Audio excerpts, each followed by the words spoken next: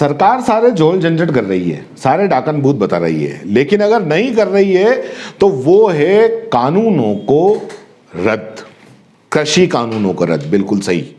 चर्चा के दौरान जमाने भर के हो हल्ले हो गए, जमाने भर की चर्चाएं हो गई, चर्चाओं के दौर हो गए, लेकिन जो किसानों की सीधी बात है वो सरकार के समझ में नहीं आ रही है कि भाई जो भलाई तुम हमारी कर रहे हो वो हमें नहीं चाहिए। अपनी भलाई, अपना सियापा रखो अपने पास में, जैसा चल रहा है वैसा चलने दो, हम उसमें खुश हैं। लेकिन नहीं साहब, सत्ता इस बात पे अड़ी हुई है कि ये जो भलाई का डंडा है ये तो हम आपको लगा के ही रहेंगे। मतलब कमाल की बात है। अरे भाई नहीं चाहिए।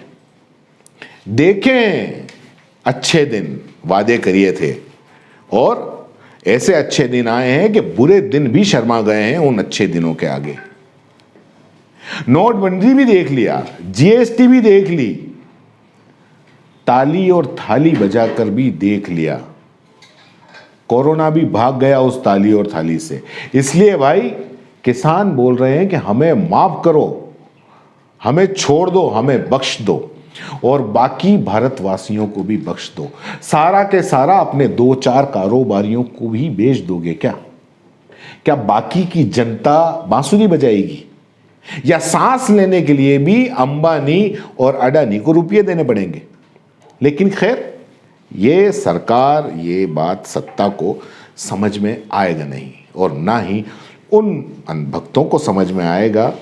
खैर, भक्तों से याद आया कि उनको समझ में तो सब आ रहा है, उनको लग भी रहा है कि ये गलत है और साहेब का ये मास्टर स्ट्रोक उल्टे मुंह गिर गया है बाकी मास्टर स्ट्रोक की तरह।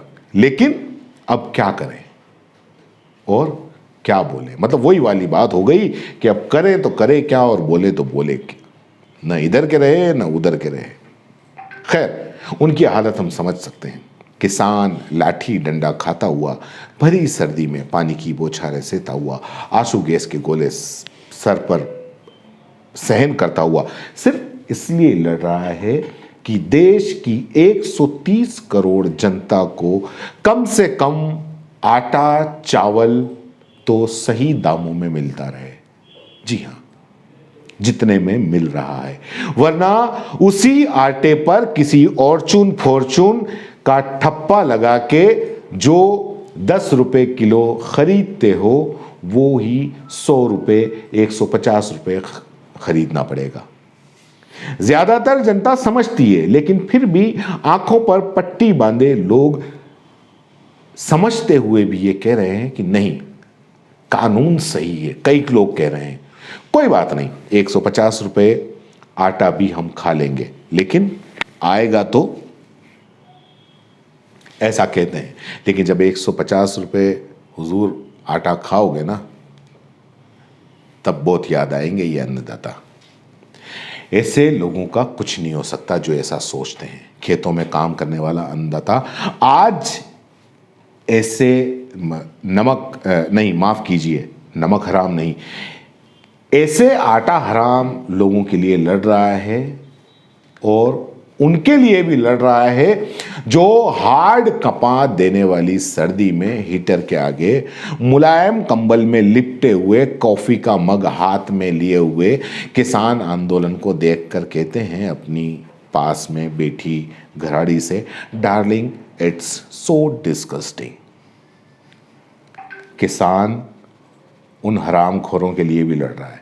खैर, मैं आपको बता दूं कि सुप्रीम कोर्ट ने भला ही सरकार को फटकारा हो कि सत्ता अगर कानूनों पर रोक नहीं लगाती है तो हम लगा दें, और फिर बाद में कमेटी बनाने की सलाह दे दी हो और सरकार इस कमेटी बनाने की सलाह पे उसकी आंखें अंडे के जैसी चमक गई हो कि इस कमेटी बनाने की सलाह पे जब सुप्रीम कोर्ट ये कमेटी बना देगा तो हम इस कमेटी के नाम पे इसको ठंडे बस्ते में डाल देंगे। अगर सत्ता में बैठे लोग ऐसा सोच रहे हैं तो उन्हें सोच लेना चाहिए कि किसान अन्नदाता है, रोटी खाता है, अन्न उगाता है, तो जाहिर बात है वो रोटी ही खाता है, उसको सब समझ में आता है।